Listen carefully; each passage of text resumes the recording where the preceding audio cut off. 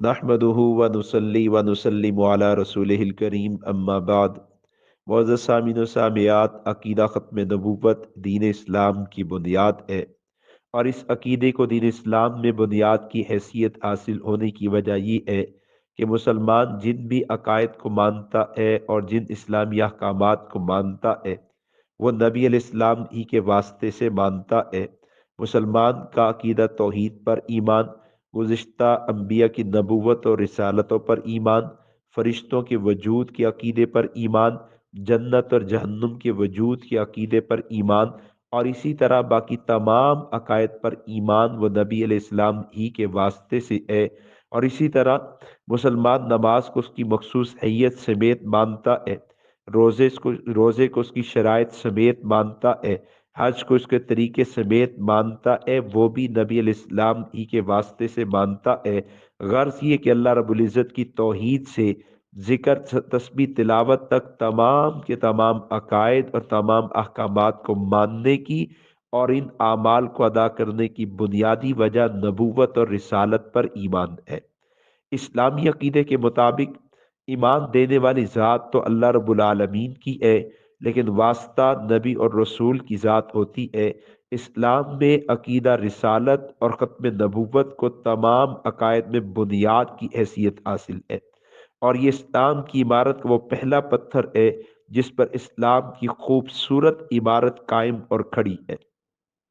امیر شریعت سید عطا اللہ شاہ بخاری رحمۃ اللہ علیہ عقیدہ ختم نبوت کی اہمیت کے بارے میں فرماتے ہیں: مسلمانوں، عقیدہ ختم نبوت کو یوں سمجھو جیسے یہ ایک مرکزی دائرہ ہے جس کے چاروں طرف توحید، رسالت، قیامت، ملائکہ کا وجود، صحف سماویہ کی صداقت، قرآن مقدس کی حقانیت اور ابدیت، عالم برزخ، یوم النشور اور یوم حساب گردش کرتے ہیں۔ اگر یہ اپنی جگہ سے ہل جائے تو سارا نظام دھرم بھرم ہو جائے گا، دین نہیں بچے گا۔ پھر فرماتے ہیں کہ جس طرح روشنی کے تمام مراتب عالم اسباب میں آفتاب پر جا کر ختم ہو جاتے ہیں، اسی طرح نبوت اور رسالت کے تمام مراتب اور کمالات کا سلسلہ بھی حضور نبی پر نور صلی اللہ علیہ وسلم کی وجود مسعود پر جا کر ختم ہو جاتا ہے۔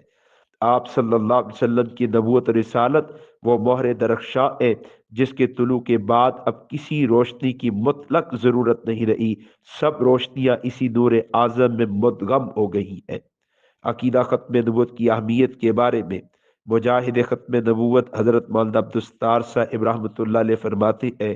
اگر ہم تحفظ ختم نبوت کے ذریعے اپنی بقا کا اہتمام کر لیتے ہیں تو توحید، نماز، روزہ، حج، زکوٰۃ، قرآن، شریعت، غرض کسی اصول دین کو ضعف نہیں پہنچ سکتا، لیکن خدا نخواستہ اگر قادیانی طبقہ عقیدہ ختم نبوت کو ہماری روح و قلب میں سے ذرا بھی اوجل کرنے میں کامیاب ہو جاتا ہے تو پھر نہ ہمیں ناموس صحابہ ہم ایمان پر برقرار رکھنے میں مدد دے سکتا ہے، نہ ہی اہل بیت کی محبت ہمارے لیے، ہماری نجات کے لیے کافی ہو سکتی ہے، نہ قرآن کے اوراق میں ہمارے لیے کوئی نجات باقی رہ جاتی ہے، نہ مساجد کے محراب و منبر میں کوئی تقدیس باقی رہ جاتی ہے، نہ اولیاء اللہ اور مشائخ اعظام کی نسبتیں باقی رہ سکتی ہے، نہ علماء کرام کی تدریس اور وعظ کا اثر باقی رہ سکتا ہے۔ اور پھر آگے فرماتے ہیں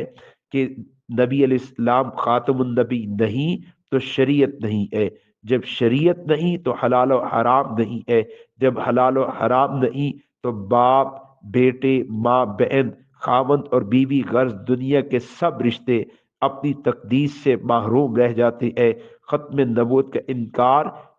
آسمان پر فرشتوں کا انکار ہے، زمین پر قبلے اور حج کا انکار ہے، سیاست میں مسلمانوں کے غلبے اور جداگانہ وجود کا انکار ہے۔ غرض ختم نبوت کے انکار سے خود مسلمان کے مسلمان ہونے سے انکار ہے۔ یہاں پہنچ کر زبانیں گنگ ہو جاتی ہیں، قلم ٹوٹ جاتا ہے اور الفاظ کا ذخیرہ ختم ہو جاتا ہے۔ عقیدہ ختم نبوت یہ پورے مذہب کی بنیاد ہے۔ اگر عقیدہ ختم نبوت محفوظ نہیں ہے تو توحید سے ذکر، تسبیح، تلاوت تک کچھ بھی محفوظ نہیں ہے۔ عقیدہ ختم نبوت کی حفاظت یہ پورے دین کی حفاظت ہے۔